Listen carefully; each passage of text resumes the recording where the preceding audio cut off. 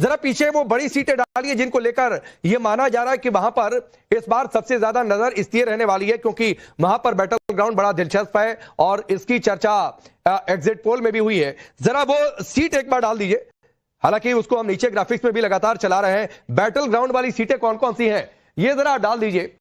मधुबनी, रानीगंज, त्रिवेणीगंज, सिंहेश्वर, गायघाट, औराई, बैकुंठपुर, एकमा, सुल्तानगंज, मटिहानी, महनार, सोनपुर। और इसलिए इनको बैटल ग्राउंड कहा जा रहा है क्योंकि इस बार पिछली बार के 2020 के चुनावी समर में नतीजे में अंतर बहुत ज्यादा नहीं था। 3000, 6000, 2000, 15000, 20000 यहां तक नतीजे थे।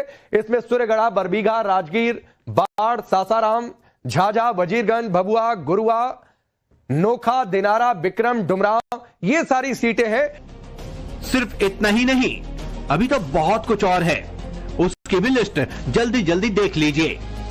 बाकी तो थोड़ी देर बाद सब कुछ सामने आ ही जाएगा, लेकिन रिजल्ट डिक्लेयर होने से पहले ही मारकाट की बात और उससे पहले अफवाह दोनों तेजी से फैल रहे हैं। अब जरा इन दो तस्वीरों को एक साथ देखिए। रोहतास में हल्ला हुआ कि ईवीएम बदल रहा है, पकड़ो पकड़ो, घेर लो। भाई लोगों ने घेर भी लिया, लेकिन मिला क्या? खाली बक्सा। उस ट्रक का में बहुत सारे स्टील के डब्बे पाए गए। हर एक डब्बा निकाला गया वीडियोग्राफी में और वहाँ पे उपस्थित अभ्यर्थियों के समक्ष सारे डब्बे खाली पाए गए। ये स्पष्ट हो गया कि जो ईवीएम से भरा हुआ ट्रक घुसने की जो सूचना थी वो असत्य था। सुन लिए ना, उससे पहले देख भी लिए, लेकिन और भी देखिए। यहाँ कहा जा रहा है कि अगर हार गए तो नेपाल टाइप कर देंगे।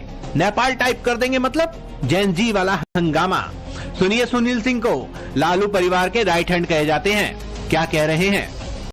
काउंटिंग के दिन षड्यंत्र रचा जा रहा है कि कुछ न कुछ गड़बड़ी करेंगे ईवीएम में, तो हम सभी लोगों को सचेत कर देना चाहते हैं।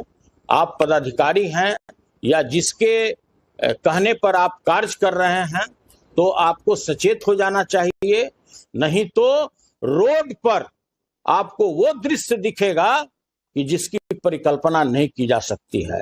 आप नहीं संभाल सकते हैं।